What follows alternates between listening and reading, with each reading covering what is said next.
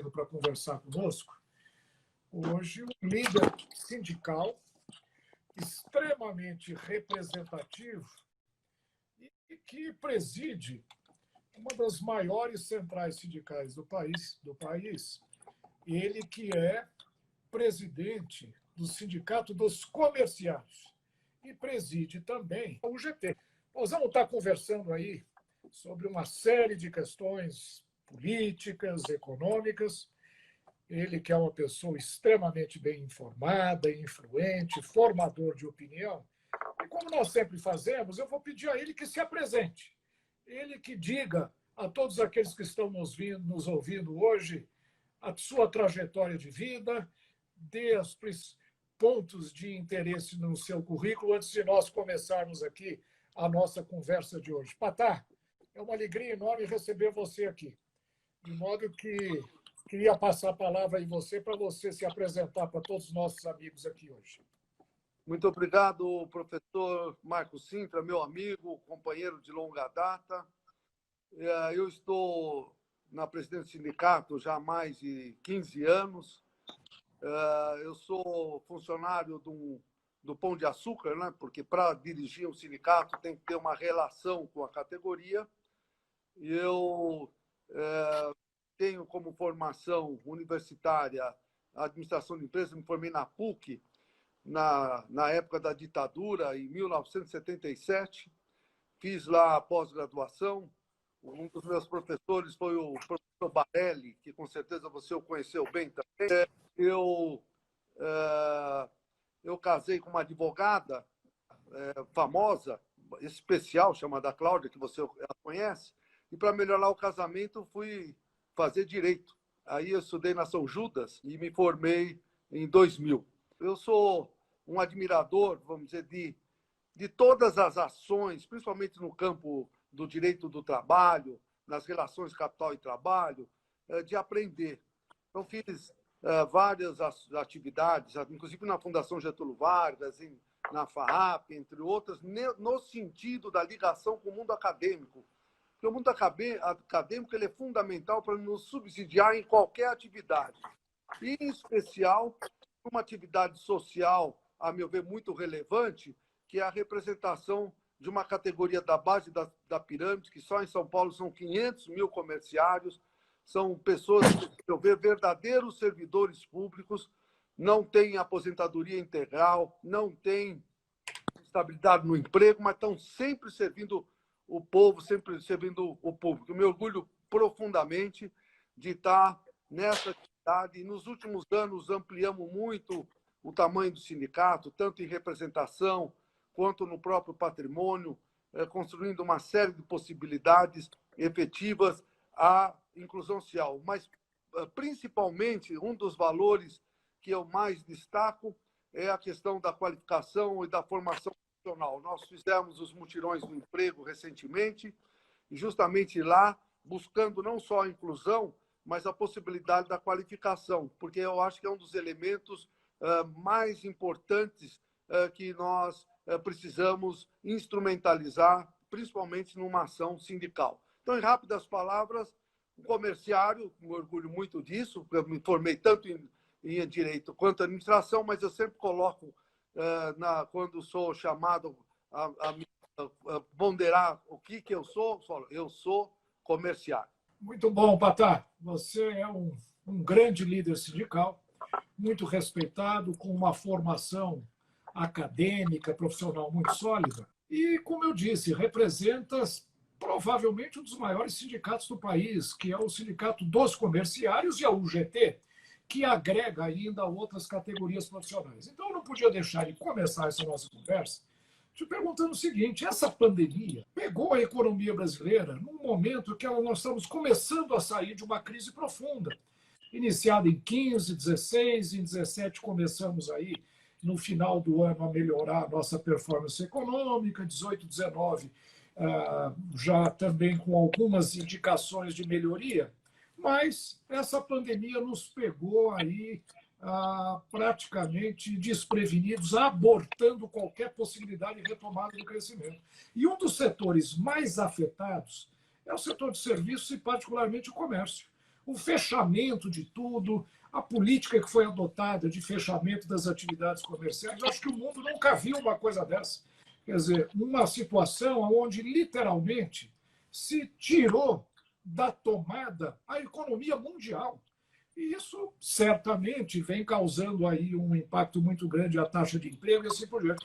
Você, como um líder de uma das categorias que foi mais fortemente afetada por essa política e por essa tragédia que abalou o mundo todo, como é que você está vendo o Brasil, particularmente, a retomada agora das atividades econômicas? Se você acha que nós teremos uma trajetória de recuperação tranquila ou vamos ter alguma recessão aí pela frente? Como é que o seu setor que você lidera está vendo tudo isso? Bom, mas antes, meu professor e amigo, eu queria fazer um rápido comentário. Eu estou vendo aí algumas das postagens de pessoas que, infelizmente, muitas vezes não conhecem o movimento sindical. E você, como um professor universitário, já foi secretário do Trabalho, vereador, tem cargos importantíssimos, tem uma relação muito importante com a sociedade em todos os seus segmentos e o diálogo tem que ser com todos. É importante que saibam, e você sabe que nós somos basicamente da mesma geração, que o movimento sindical foi fundamental na época da ditadura para recuperar a nossa querida democracia, como lutamos muito para acabar com a inflação, que chegou a 84% num mês só, e você lembra disso, como também construímos a política do salário mínimo.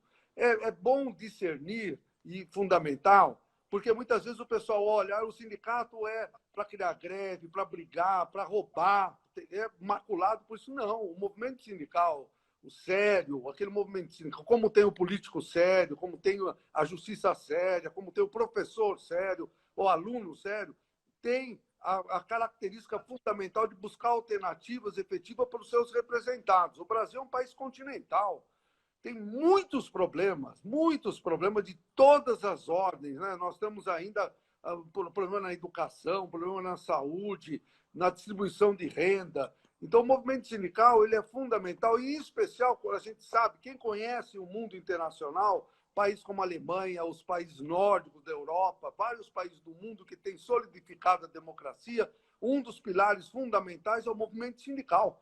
Ele é necessário, ele é constitucional e é fundamental para a superação de adversidades. Muito bem, nós tivemos aí realmente problemas graves em governos anteriores, onde chegamos a 13, 14 milhões de desempregados. A figura do desalentado, professor, eu não conhecia, só conhecia ultimamente, eu não sabia nem que existia essa figura, e são mais de 5 milhões de pessoas que não acreditam em mais nada, nem procuram mais emprego. Então, realmente, nós estamos iniciando um processo efetivo de recuperação, é verdade, concordo, no sentido de que o ano de 2020 já teria o primeiro ano de um crescimento razoável econômico, para que a gente pudesse ter inclusão social, políticas efetivas de uma industrialização, políticas efetivas de construção de um país fortalecido por conta dos anos anteriores que nós tivemos aí uma série de adversidades em todos os temas. Todos os temas nos deixaram realmente muito preocupados. E aí veio a pandemia. E o problema é que eu vejo algumas questões que, infelizmente, não foram resolvidas logo no início. Também faltou muitos recursos para pequena e microempresa. Eu acho que o Estado não teve, vamos dizer, capacidade, não teve rapidez. E essas micro e pequenas empresas são justamente aquelas que geram emprego. Então, nós lutamos muito para a existência dessas empresas, mas elas só sobrevivem se tiver recursos. Muitas vezes, uma empresa ela vende um dia para poder pagar todas as contas no dia seguinte. Agora, nós estamos há mais de 100 dias.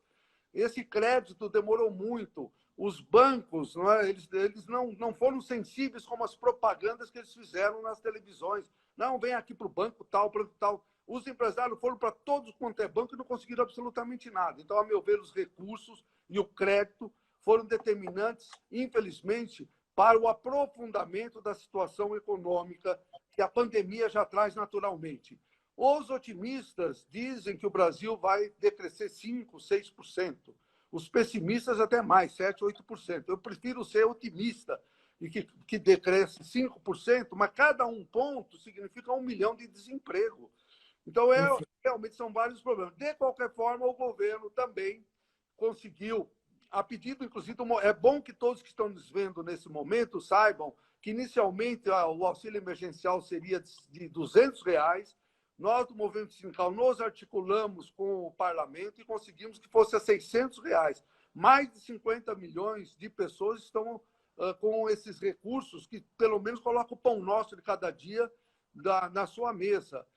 Então, eu acredito, professor, por mais que seja muito grave o momento que nós estamos vivendo, vários locais já estão abrindo, em especial comércio e serviços, que pode ser um tema que falamos logo em seguida, após essa primeira avaliação, e eu imagino que... Porque o brasileiro sempre é muito otimista, em especial o comerciante. E até interessante, o pequeno comerciante, que é aquele que gera o emprego, que coloca a barriga no balcão, quando o consumidor entra na loja, ele nem sabe quem é o dono da loja e quem é o empregado. É uma sinergia muito grande, né? Ele crê que, mesmo com tudo isso, no mês de dezembro, que é o mês que normalmente representa 2,5 ou 3 vezes a média do ano, que, mesmo com tudo isso, vai ter um Natal bastante razoável. E eu quero acreditar que eles estejam certos, porque isso é fundamental. Se eles acertarem, e nós vamos ajudá-los a acertar, significa que nós vamos iniciar um processo de voltar a incluir esses milhões de pessoas que deixaram o seu emprego ou perderam o emprego por conta da situação grave mundial. Não é uma questão do Brasil, é uma questão mundial. Então, eu acredito que possa ter alternativas. E aí, o que é importante para isso? Além da solidariedade, o povo brasileiro é muito solidário. Isso eu acho um elemento extraordinário. O povo brasileiro é o povo mais... Eu acho o melhor povo do mundo, não existe igual. Além da solidariedade, nós precisamos ter um elemento importante de criar políticas efetivas da inclusão e de buscar alternativa de superação. Porque as medidas provisórias editadas com efeito e para que as consequências que a pandemia nos traz, de suspensão do contrato de trabalho ou diminuição da jornada e, concomitantemente, do salário, elas foram necessárias, efetivamente foram necessárias para que pudéssemos ultrapassar esse momento. Eu acredito que, com a economia voltando, mesmo que seja muito devagar, como está ocorrendo hoje, nós já podemos, em agosto, setembro, e aí, como eu disse, os empresários do comércio têm aquelas contratações sazonais que começam a trazer as pessoas que foram dispensadas de volta, e aí nós poderemos ter esse ano, mesmo com essa diminuição grande do PIB, eu acredito que aí sim, 2021, se houver esse diálogo entre todas as instituições, governo, trabalhadores, empresários, nós conseguiremos, com certeza, superar essa adversidade grave que estamos vivenciando. Oxalá você esteja correto, Patar. Existe, evidentemente, um certo otimismo. E a Fundação Getúlio Vargas, que, inclusive, a escola a qual eu pertenço, vem fazendo algumas estimativas, mostrando que tem havido, de fato, uma melhoria na expectativa empresarial, na taxa de investimento, de modo que é possível que, como o ministro Paulo Guedes vem dizendo, a recuperação seja em V. Caímos, batemos no fundo do poço, mas rapidamente vamos nos recuperar. Agora, um ponto que me parece fundamental, e eu queria ouvir a sua opinião sobre isso, é a questão do emprego. Você levanta aí que, para cada perda de crescimento do PIB, o impacto no emprego é muito forte. De fato, o IBGE acabou de dar dados aí, mostrando que hoje os desocupados no Brasil já superaram o número de pessoas que têm emprego. Ou seja, entre os informais, as pessoas fora do mercado de trabalho, os desalentados, os autoempregados, eles já são hoje um número maior do que aqueles que têm carteira assinada e que trabalham, né, em condições convencionais e que, de fato, são a base para o custeio do sistema previdenciário brasileiro. O ministro Paulo Guedes vem defendendo uma reforma tributária que desonera a folha. Ele vem chamando da desoneração de folha, ou seja, deixar de tributar salário, né? Hoje, os empresários, por exemplo, pagam 20% de INSS em cima da folha salarial. O Brasil é um dos países que mais tributa o assalariado do mundo, os salários do mundo. Só 2 países superam o Brasil, a França e a Dinamarca. Nós temos hoje uma situação onde o que o empregado leva para casa é a metade daquilo que ele está custando para o patrão. O que me parece um contrassenso, se nós queremos estimular o emprego. Como é que você vê essa proposta do governo, que eu tenho, inclusive, me empenhado muito, acho que é importante, quando participei do governo, apoiei esse projeto e continuo apoiando, de desoneração de folha. Acabar com a contribuição ao INSS, que é uma contribuição perversa, geradora de desemprego, trocar por um outro tributo. Fala-se muito num tributo sobre movimentação financeira, que o presidente tem reagido contrariamente, mas que eu acho que é uma boa alternativa para substituir a arrecadação, e com isso criar uma condição mais propícia à geradora de empregos, facilitar a contratação, a abertura de novos postos de trabalho. Você, como líder sindical, como é que vê essa proposta? Olha, primeiro, a sua introdução com relação ao tema, eu concordo plenamente. Até eu quero comentar o Heitor Ávila, que está nos vendo aí, que ele deve pensar igual, uma pessoa que deve ser muito consciente da cidadania. Não há dúvida, e sempre colocamos com clareza, que, da forma que nós temos a estrutura hoje, é caro para o empresário, que ele paga praticamente o dobro do valor que o trabalhador recebe, e o trabalhador recebe bem menos por conta dos impostos que ele é obrigado, logicamente, a ser deduzido do seu salário. Ou seja, é ruim para todo mundo. É caro para o empresário e muito pouco para o trabalhador. O valor que o trabalhador recebe, em média, é 1.250, 1.300, conforme a categoria, ou seja, é um valor muito pequeno diante do custo de vida, mesmo com a inflação bastante limitada ultimamente. Em 2008, você, professor, com certeza também acompanhou, nós tivemos aquela crise internacional gravíssima, e naquele momento o movimento sindical contribuiu bastante, justamente levando em consideração a possibilidade da desoneração da folha. Só que naquele momento algumas empresas elas estavam desonerando, porque já estavam com algumas, vamos dizer, algumas atividades governamentais no sentido da diminuição dos impactos da crise, e receberam, vamos dizer, subsídios governamentais e mandaram embora. Uma delas foi a Embraer, na época uma grande empresa, nada contra a empresa, continua sendo uma empresa que nós nos orgulhamos muito dela. Mas não sei se você se lembra, logo no começo ela mandou 4, 5 mil pessoas embora, logo no começo de ter acessado os valores governamentais para que a empresa suportasse a crise. Então, nós precisamos com algumas regras, por isso o movimento sindical é importante, o Heitor Ávila, é importante ver que você tem essa consciência da importância do movimento sindical, porque naquele momento nós fizemos sugestões, falamos, vamos fazer a desoneração, como teve a questão dos compulsórios bancários que foram diminuídos também, ou seja, foi construída uma engenharia muito grande no sentido de superação daquela crise econômica naquele momento. Hoje nós estamos com uma crise sanitária que tem consequências econômicas, logicamente, mas pode ter alternativas como essa, professor, que você está comentando, que eu concordo com elas.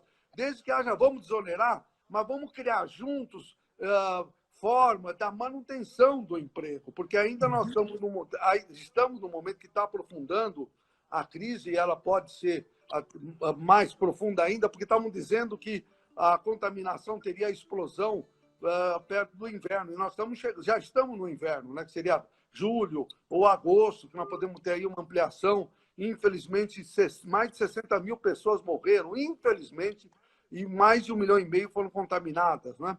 Então, esse procedimento desse desenho, dessa engenharia, de ter uma agilidade maior, inclusive, porque a empresa teria muito mais capacidade efetiva de ter recursos para investimento, para não gastar tanto no custo da folha de pagamento, que investisse. Você vê, professor, nós tínhamos há 25 anos atrás, diante do PIB, uma participação da indústria de mais de 30%. Hoje não chega a 10%. Ou seja, e a desindustrialização, a meu ver, foi muito ruim para o Brasil. Nós temos que ter uma política industrial. Ou seja, nós temos que buscar alternativas efetivas, audaciosas, e uma delas seria essa, de possibilitar que o empresário tivesse os seus recursos para que ele pudesse voltar para a sua empresa e, consequentemente, ele vai gerar emprego. Eu concordo plenamente, mas isso tudo tem que ser construído no diálogo e de forma que, quando essas questões ocorrerem, tenha, no mínimo, a manutenção de emprego. Porque sem emprego...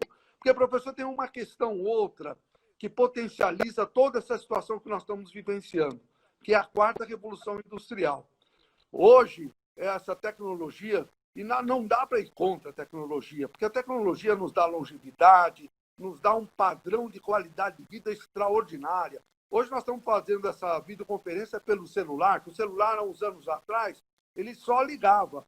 Hoje o celular até liga, mas tem um mundaréu de aplicativos à disposição da sociedade. Ou seja, nós estamos construindo uma sociedade inteligente e capaz, mas se nós não tivermos o cuidado de buscar alternativas, de concomitantemente ter a inclusão, aí sim, mais uma vez, a capacitação, a formação é fundamental para essas novas formas de atividades que desenvolve. Ou seja, concomitantemente, é uma construção, não só da desoneração, mas é uma construção, uma política industrial e outras políticas adequadas ao momento que nós estamos vivendo, que com certeza absoluta vão dar oportunidade para o empresário investir na empresa, não é?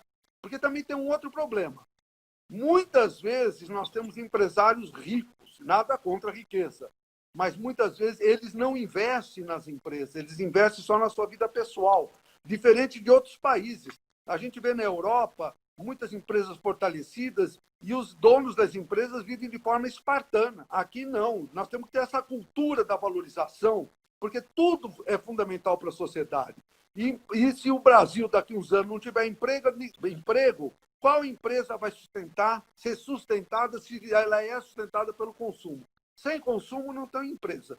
Então, eu acho que a sua introdução ao tema, eu acho ela realmente muito importante e nós, da UGT, temos, com certeza, abertura para um diálogo nesse sentido e buscarmos juntos. Em várias atividades, principalmente com você, professor, até na Câmara dos Deputados há vários anos, nos projetos que você desenhou desenvolver, nós acreditamos e estamos juntos. E um deles, com certeza, pode ser esse. Muito bom, Patá. Eu estou vendo que alguns dos nossos amigos que estão nos assistindo aí estão fazendo algumas críticas muito grandes aos sindicatos, dizendo que temos excesso de sindicatos no Brasil, o que é verdade.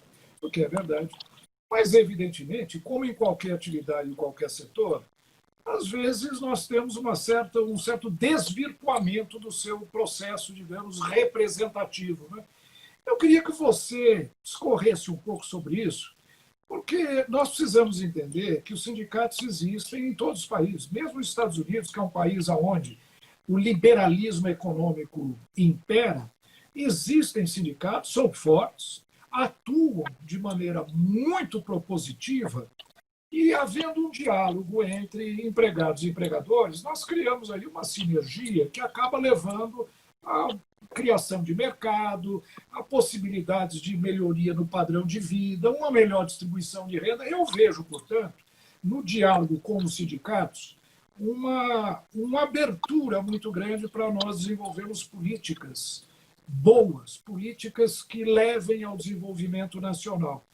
Às vezes não é essa a compreensão. Como é que você vê o caminho do sindicalismo brasileiro daqui para frente, agora que vamos começar um novo normal e que essa pandemia acabou mudando muito o panorama econômico, o panorama de representação sindical, seja patronal, seja do empregado. Não vamos esquecer que existem também sindicatos patronais que estão sofrendo críticas enormes, não é?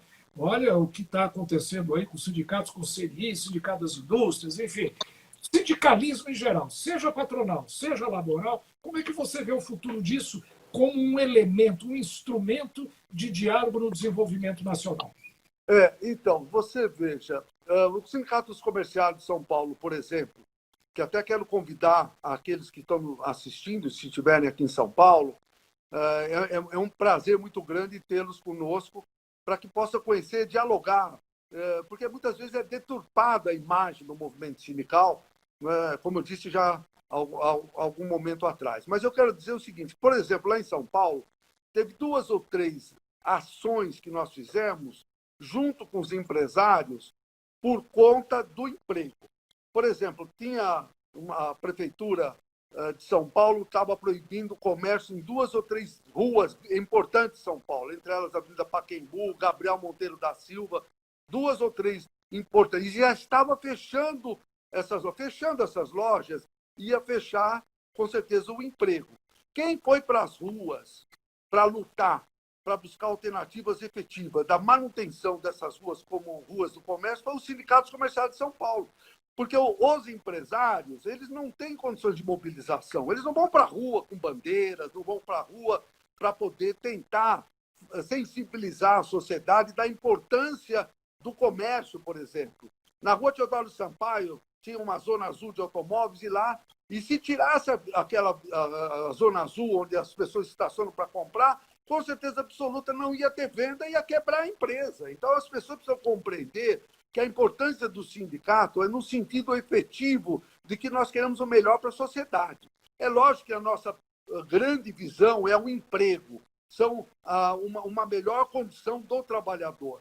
Então, o sindicato, nos últimos anos, por exemplo, dos comerciários, nas negociações coletivas, nós melhoramos os salários, o mínimo dos trabalhadores. O comerciário, por exemplo, que está na comissionista, ele tem acima do valor do vendedor que ganha fixo 20%, porque o comissionista ele realmente faz uma atividade importante dentro da empresa, porque uma loja de roupa que não tem um bom vendedor, não adianta que não vai vender nada. Então a pessoa precisa conhecer, se é uma loja de roupa, precisa conhecer a cor, o modelo.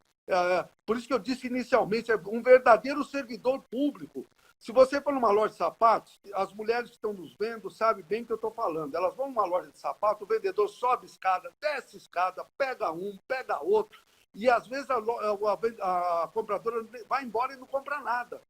Mas ela vai voltar, com certeza, porque o vendedor atendeu de forma digna. Muitas vezes o vendedor, o comerciário, ele é um psicólogo.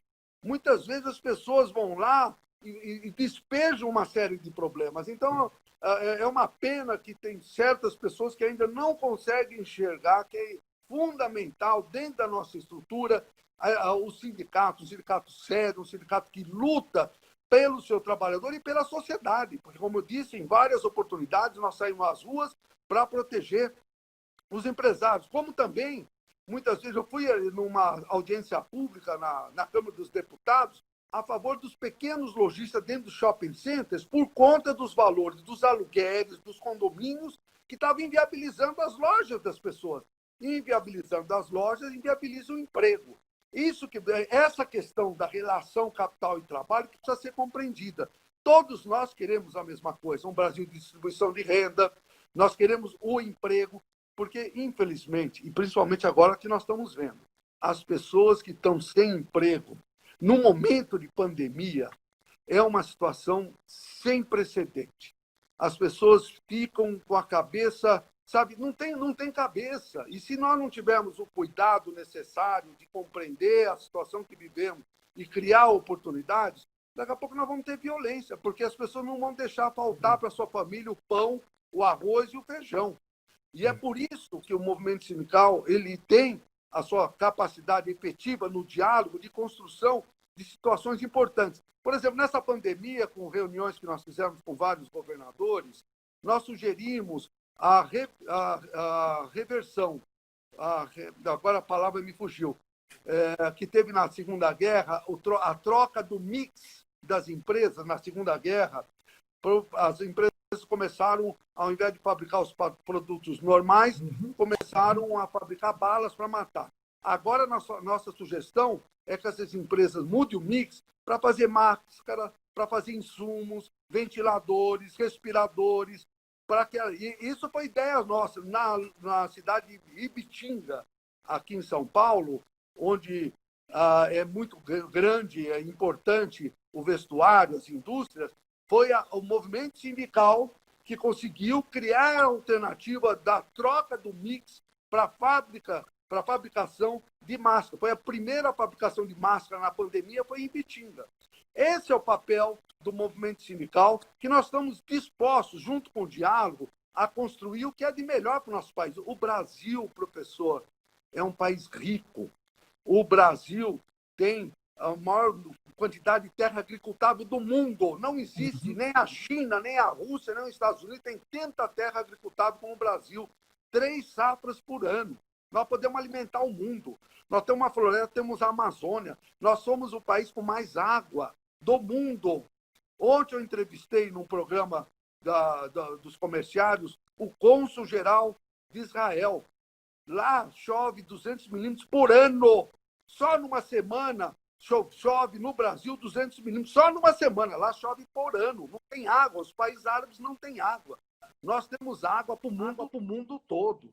E, como eu falei, o Brasil tem o povo mais especial no mundo. Então, nós temos todas as características efetivas de construirmos uma política de acabar com privilégios, de ter distribuição de renda, de terminar definitivamente com a corrupção, criar possibilidade de educação e de saúde. E é isso que o movimento sindical, que eu represento, que eu trabalho, que desenha, que desenvolve, principalmente com pessoas do bem, como é o caso do professor Marco Sintra.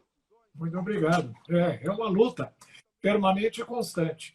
Ô, Patá, agora mudando um pouco de assunto, você tocou na coisa corrupção, né? E todos nós que apoiamos a eleição do presidente Bolsonaro, nós vimos que uma dos focos da sua campanha, e que gerou um grande apoio ao presidente, de todos nós, foi o combate à corrupção. E todo mundo viu a vinda do juiz Sérgio Moro para o governo como uma sinalização de combate à corrupção, de continuidade da Operação Lava Jato e assim por diante. Tem havido uma certa decepção da sociedade com relação ao andamento desse projeto, fundamentalmente a partir da saída do ministro Sérgio Moro do governo. Ele tem feito algumas críticas pesadas ao governo com relação à continuidade da política de combate à corrupção. Agora nós vemos o governo aí se aliando a vários partidos e fazendo exatamente aquilo que durante a campanha também foi apresentado como um grande elemento diferenciador do presidente Bolsonaro, que era fazer escolhas absolutamente técnicas e não vinculadas a acordos partidários. Como é que você está vendo o combate à corrupção e a aproximação do governo com alguns focos, né, políticos maculados, manchados por corrupção no passado?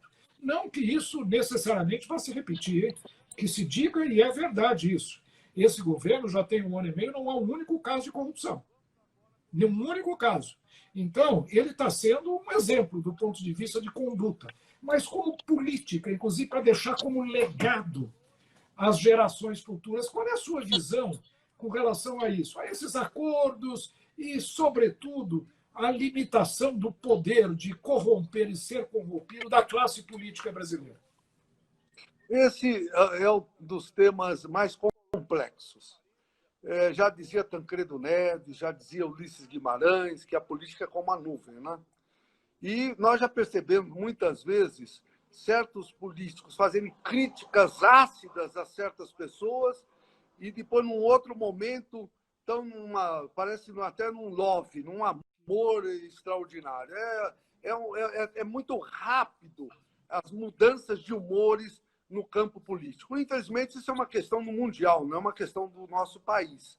Mas, com certeza absoluta, do ponto de vista pragmático, extirpar a corrupção é, a meu ver, uma das questões mais fundamentais de um país. Porque a corrupção, ela elimina a possibilidade do povo ter acesso à educação, por exemplo, ter acesso à saúde, ter acesso a salário, ter acesso à vida. A corrupção acaba com tudo. Então, é fundamental que se tenha alternativas efetivas e pragmáticas de eliminar a corrupção. Agora, não há dúvida que o governo, aí compete a cada governo por questões de apoiar, de aprovar uma série de decisões. Se não tem a maioria no Congresso, também não adianta. Nós tivemos aí alguns presidentes, como foi o presidente Collor, ou a própria presidente Dilma, que faltou o apoio político. Chegou na hora, aqueles partidos de apoio saíram do apoio. Então, essa questão política, ela é complexa. Não é que eu concorde com ela, eu estou apenas desenhando como ela é.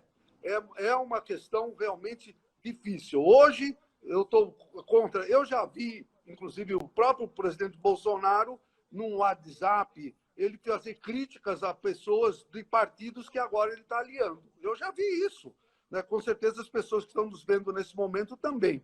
Agora, eu não sei qual é a solução para que a política não seja desse forma, porque a política não tem a racionalidade da compreensão que um pragmatismo se faz, ou na matemática, ou na conduta de uma relação capital e trabalho. Ela tem um outro formato.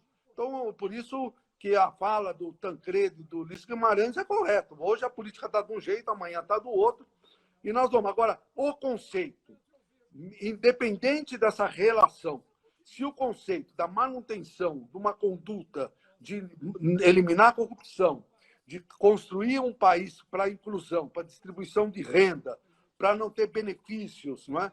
Porque eu vi uma das pessoas perguntar agora aí, nessa live, que está me alegrando muito, e o salário dos políticos? Então, essa é uma questão.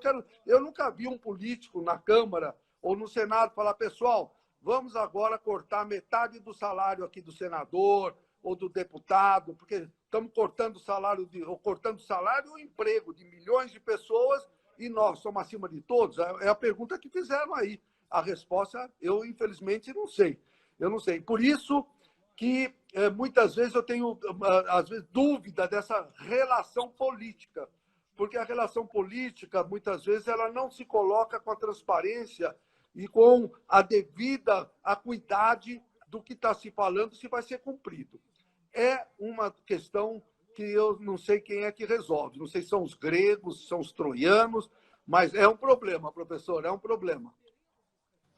De fato, você tem razão, porque o ministro Paulo Guedes tem sido um dos esteios, né, importantes desse governo e tem apresentado projetos de extrema importância para o país, independentemente de você estar ou não, digamos, apoiando o presidente no mesmo partido dele. Eu acho que qualquer partido político, principalmente nós que pertencemos a partidos mais conservadores, apoiamos projetos que sejam no interesse do país. E o ministro Paulo Guedes tem apresentado alguns projetos muito interessantes. A reforma tributária, por exemplo, é um projeto do qual eu participei bastante e que estava praticamente desenhado. No entanto, por uma idiosincrasia do presidente da República, ele não quis ouvir falar de determinados tributos que se assemelhariam à CPMF, etc., e acabou prejudicando o andamento da reforma tributária, que é um dos projetos mais importantes, né, para a retomada do crescimento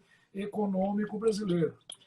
No entanto, muitos desses projetos que o ministro Paulo Guedes tem mandado e que o governo tem mandado para o Congresso, medidas provisórias, inclusive, têm sido rejeitadas pelo Congresso. Então, a negociação política ela é muito importante. Sem negociação política, não há base de sustentação para o governo.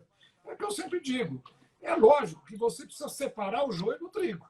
Você pode negociar com um partido político, e em todo partido político existem elementos bons, elementos aproveitáveis, gente tecnicamente preparada e gente ruim. Isso acontece em todos os partidos, em todo o espectro ideológico.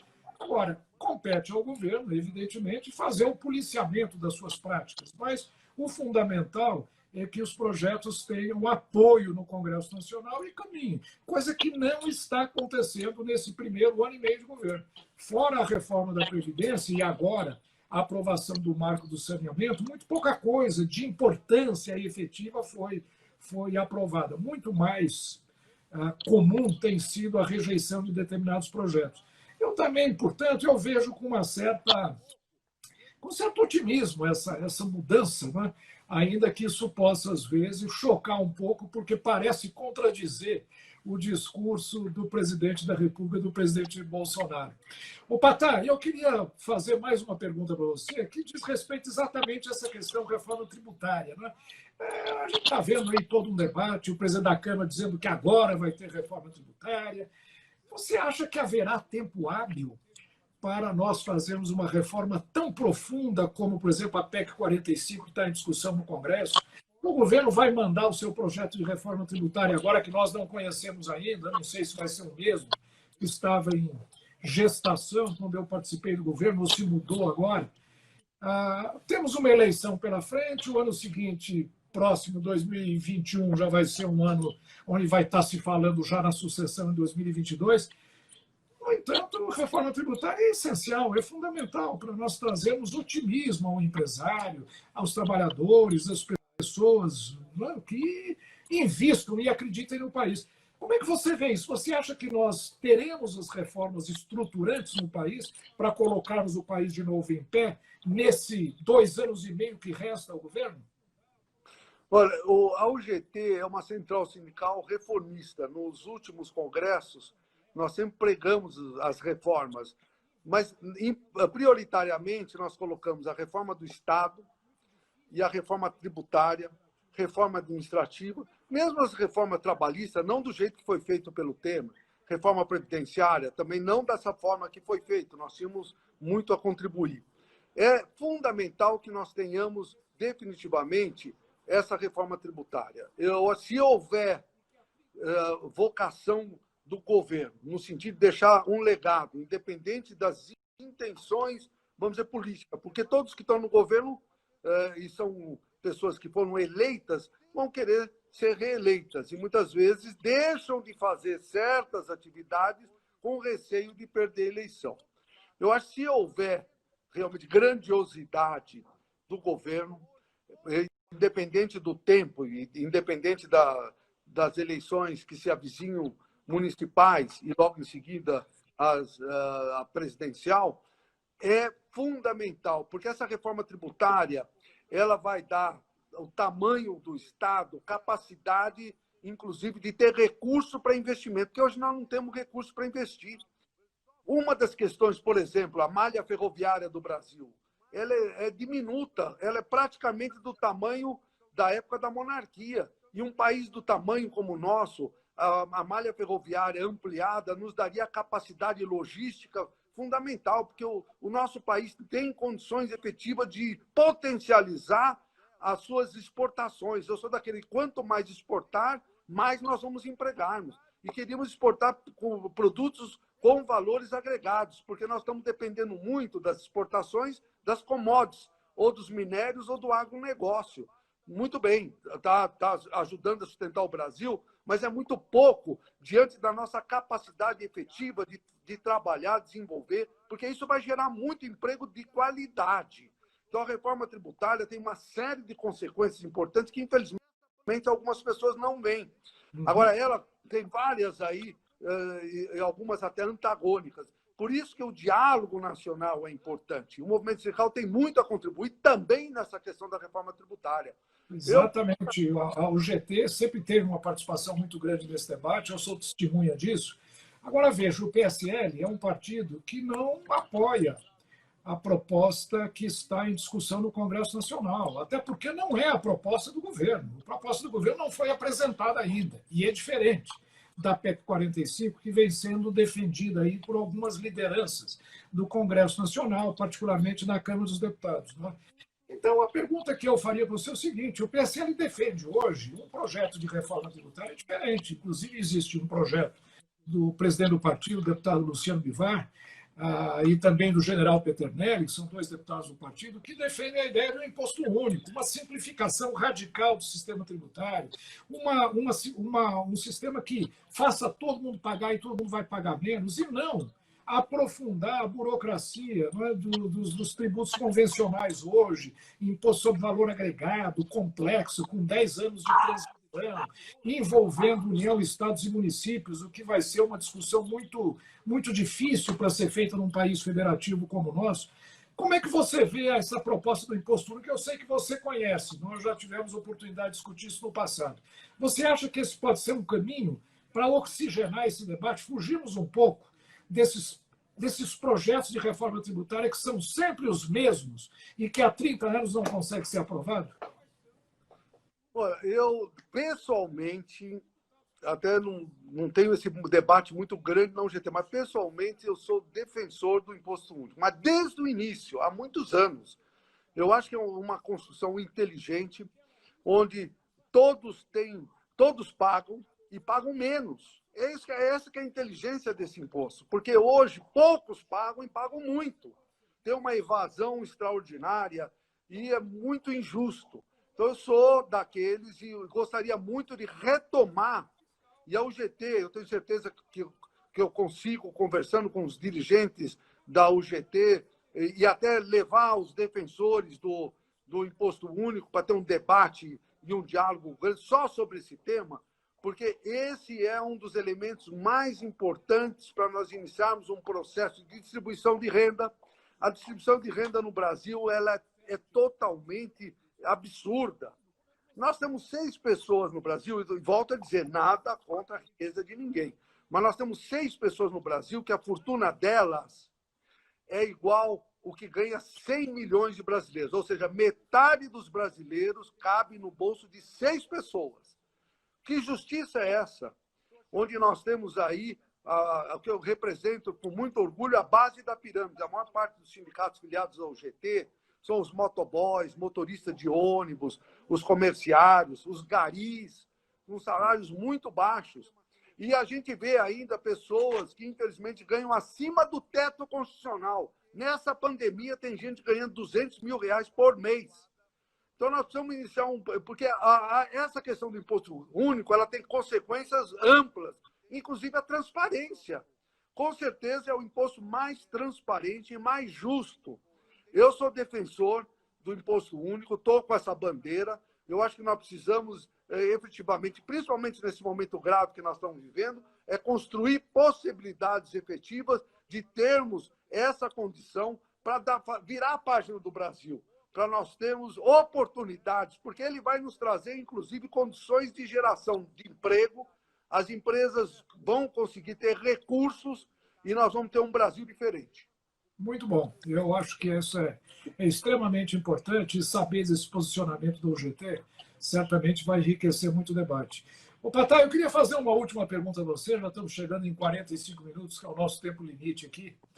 A pergunta que eu queria fazer para você é o seguinte: tem muita crítica, né, sobre o Supremo Tribunal Federal, muita gente achando que o judiciário hoje está aí praticamente legislando no Brasil, tomando conta, definindo uma série de coisas que, em realidade, deveriam ser definidas por outras instâncias governamentais. É uma crítica muito grande, esse debate todo de fake news. E ontem, e essa é uma decisão que afeta diretamente o seu setor, o Supremo Tribunal Federal tomou uma decisão dizendo que a lista de serviços tributados pelo ISS não é a lista de serviços que consta da Lei Complementar 106, que define quais são os produtos ou os serviços tributados pelo ISS, né? Dizendo o seguinte, que aquilo não se aplica a ipsis literis e que pode ser tributado pelo ISS aquela lista e seus assemelhados. Assemelhados é um termo absolutamente aberto. Isso vai gerar um contencioso gigantesco. O setor de serviços vai ser, mais uma vez, né, completamente invadido por um contencioso gigantesco. Qualquer fiscal pode chegar dentro de uma empresa e falar: não, eu acho que o seu serviço é tributado pelo ISS, mas não está na lista, não, é assemelhado. Quer dizer, a opinião dele vai passar a valer, isso vai gerar ação na justiça, vai gerar mais demora, mais burocracia, mais custo. Como é que você vê, primeiro, o impacto dessa decisão, que eu acho que vai afetar o setor de serviços, né? Porque o ISS é um tributo que afeta diretamente o setor de serviços. E segundo, como é que você vê essa participação, quem sabe, excessivamente proativa do Supremo Tribunal Federal na definição de regras que, teoricamente, deveriam ser abordadas por outras instâncias de governo? Eu acho que você deu a resposta. É um tema complexo. Eu valorizo por demais a Constituição, como eu tenho certeza que você também. Os 3 poderes de forma independente e que teriam que ter uma sinergia. Eu acho que muitas ações proativas do Supremo é porque outros poderes não estão desenvolvendo de forma adequada o que lhes compete. Então, eu acho que o próprio Executivo, em temas como esse, deveria, e tem aí o próprio Paulo Guedes, que você tem colocado que as posturas dele em buscar alternativas de resolver as questões econômicas do Brasil são importantes, e tem que antecipar as situações, o próprio parlamento também. porque um poder ocupa o espaço do outro se um não estiver fazendo o que deve fazer. Então, eu acho que está faltando, na realidade, um processo parlamentar mais eficaz com relação a certos temas. O próprio executivo deveria encaminhar projetos-leis, porque eu sou muito contra o excesso de medidas provisórias.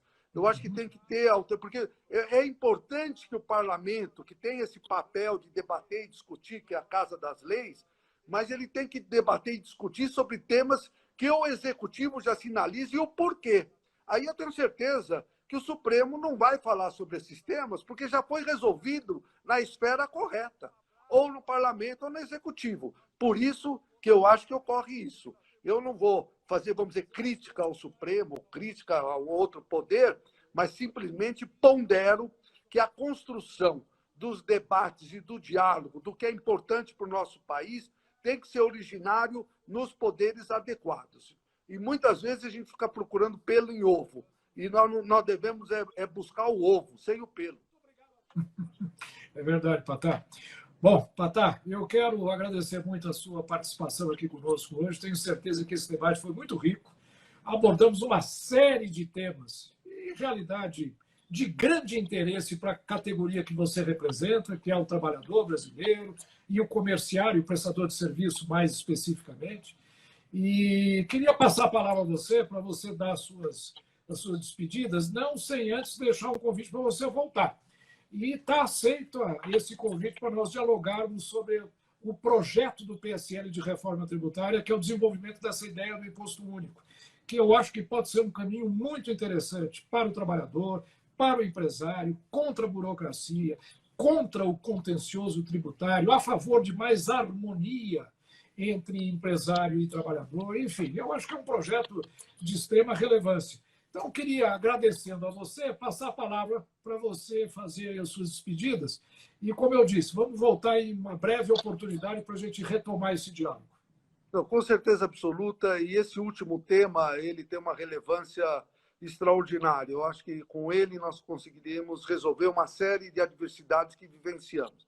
Eu estava vendo também que o Márcio Costa, que é vice-presidente da Federação do Comércio, está nos vendo e me sugere que a gente conheça o que a Federação do Comércio que quer simplificar os tributos. Você vê, com essa conversa que nós estamos fazendo, vários elementos podem ser adicionados e o diálogo, né? Nós podemos conversar até de forma conjunta com a área patronal e com você que, a meu ver, tem uma expertise, um conhecimento, uma sensibilidade sobre esse tema como ninguém, para que a gente possa, de forma conjunta, buscar alternativas. E eu volto a dizer, eu acho que o imposto único é uma das questões mais relevantes para o nosso país, principalmente nesse momento que nós estamos vivenciando. Então, dessa forma, eu agradeço muito a sua gentileza de me convidar para falar com um público bastante qualificado, com aquelas críticas que eu acho que são importantes, não estou ironizando, eu acho importante, mas quero voltar a valorizar, que eu vi aí a Ju Braga 2 vezes me valorizando. Eu quero realmente estar muito próximo, quero convidá-lo, inclusive, professor, em debate, e eu quero convidá-lo. E quero deixar um abraço para a melhor advogada do Brasil, que está nos vendo, que é a Cláudia Patá, melhor advogada do Brasil. Muito obrigado, professor, e um abraço a todos aqueles que participaram conosco do outro lado da telinha. Foi um prazer muito grande. Prazer foi meu, Patá. Quero mandar um beijo para a Cláudia também, que está nos assistindo aí. E agradecer muito a sua participação. Foi um debate muito rico. E até a próxima. Na próxima quinta-feira teremos mais um live trazendo mais uma pessoa.